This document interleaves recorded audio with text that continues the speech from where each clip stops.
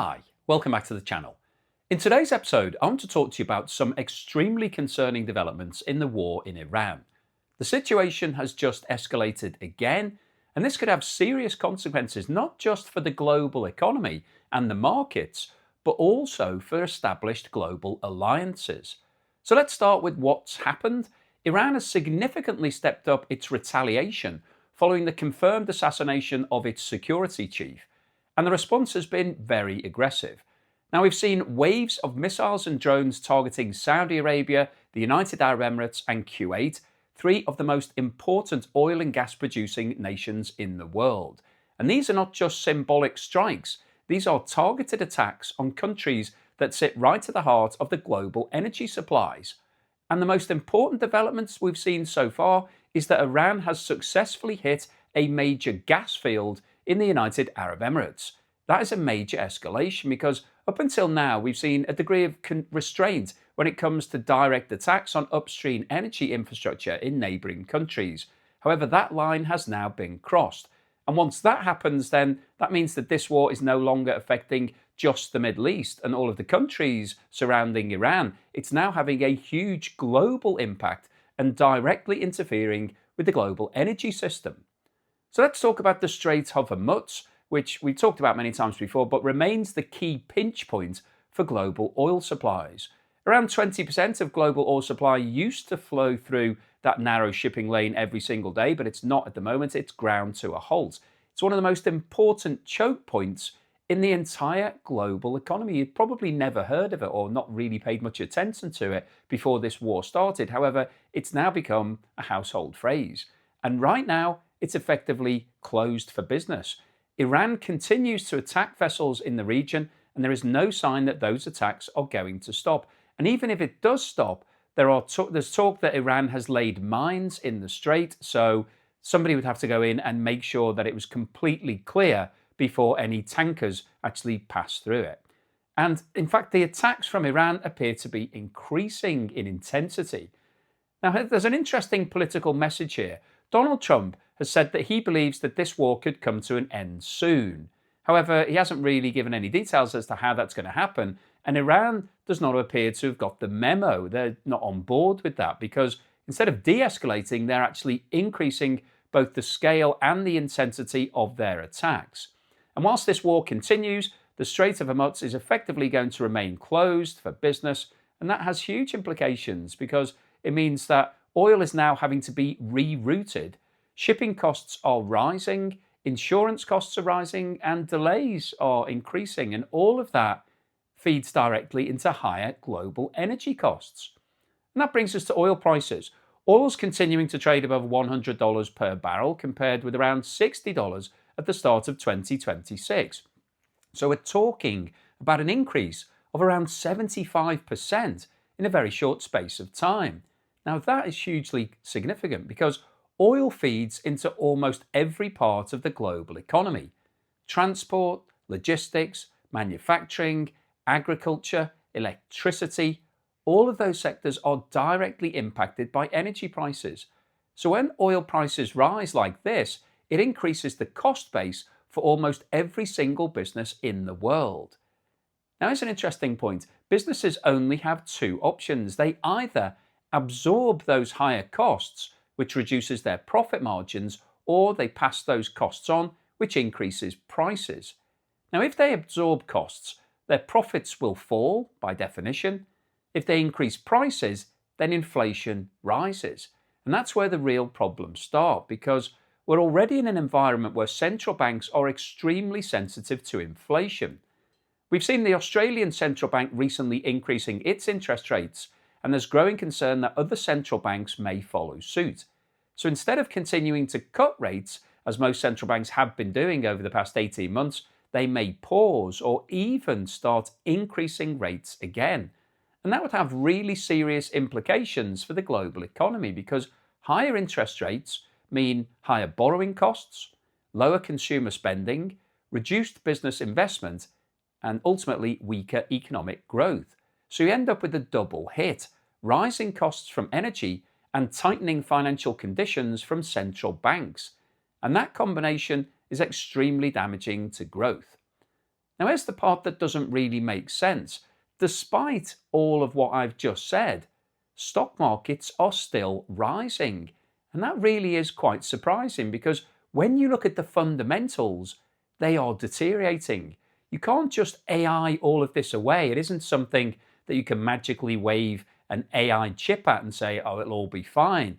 This is not theoretical. This is a real world cost shock that affects almost every business globally.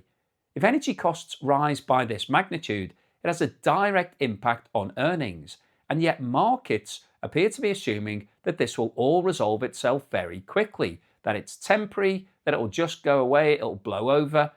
But if that assumption is wrong, then markets could be significantly mispriced right now. Let's move on to what could be the biggest development of all over the last 24 hours or so, the political situation. Donald Trump has asked allies to assist in securing the Strait of Hormuz, including sending ships and mine-sweeping vessels. And according to reports, those requests were flat out refused. I already mentioned it in previous videos that Japan and Australia had come out and said no, and most European countries have also followed suit. Now that is a very significant moment because this is not just about military logistics, this is about alliances. And Donald Trump has responded by saying that the Allies have made a major mistake by not supporting the United States. And more importantly, he has suggested that US support for NATO should not be taken for granted. He's questioned why the US should continue to support other countries if those countries are unwilling to support the US in return. And he specifically mentioned Ukraine. Now that is a major shift because NATO is built on the principle of collective defense. If that principle starts to break down, then the entire structure of NATO comes into question. And that's why this situation is extremely serious because we are now potentially seeing escalation in the Middle East, disruption to global energy markets, and fractures within Western alliances. And then we've also got some really interesting internal developments in the USA. A senior counterterrorism official, Joe Kent, has resigned. You've probably never heard of him.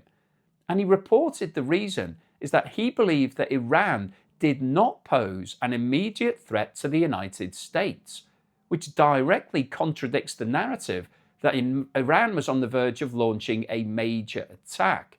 It was actually, there's been mention that it was 4 weeks away from creating a nuclear bomb, which it could then use either on Israel or the USA or both. So we're now seeing divisions not just internationally, but internally in the USA as well. So when you bring all of this together, then this is where we are right now. We've got attacks on critical energy infrastructure, a major global shipping route effectively restricted, oil prices remain elevated, central banks are under pressure to potentially increase rates, markets potentially have mispriced the risk, there is growing tension within NATO and the Western alliances, and if anything, the risks are now building. The threat to the global economy and the stability of the markets is rising every single day, and we are likely to see a slowdown in growth in 2026 as a direct result. And if this situation continues to deteriorate, that slowdown could turn into something much more serious. We could start to see contractions in growth and potentially contractions in an economy and potentially even recessions starting to happen in this year. And in a worst case scenario, this could be the biggest global economic shock since the global financial crisis in 2008. Now that sounds quite dramatic at this stage, but we're already into week 3 of this conflict that the USA assumed would be over in a matter of days. When you look back at what happened in the summer of 2025, when attacks took place on Iran's nuclear facilities, that lasted for 12 days. So I think everybody was expecting that this scenario would run for a similar time or maybe much shorter. However, Iran has other ideas because the regime that's running Iran at the moment is basically fighting for its life. The USA and Israel are leaning towards wanting regime change. They want to see a change in the power in Iran. However, the rulers there obviously don't want that to happen. So they're fighting tooth and nail. And the fact that they've turned this into an economic war, targeting all of the countries around them, has really changed the perspective. And that's why the global economy is being impacted. And it is really interesting that the markets aren't really paying any attention to that, because at some point companies will start reporting and they're going to say that their results have been impacted by the increase in oil prices. So I'll keep you posted on any further news and developments as and when they occur. But hopefully you found today's video useful, informative, and most importantly, thought-provoking. If you've liked what I've said, then please give me a thumbs up. Please subscribe to the channel if you haven't done so already. Don't forget, I'm currently running my competition where you can win my property or a cash alternative prize. Scan the QR code on the screen now or click the link in the description below if you'd like to get involved in that. Got some really interesting deals on the go right now. Thank you also to everyone that's supporting me in other ways. If you've bought me a coffee or sent me a YouTube super thanks or signed up as a patron or a member, really appreciate that support. Thank you so much. And here's something to put a smile on your face.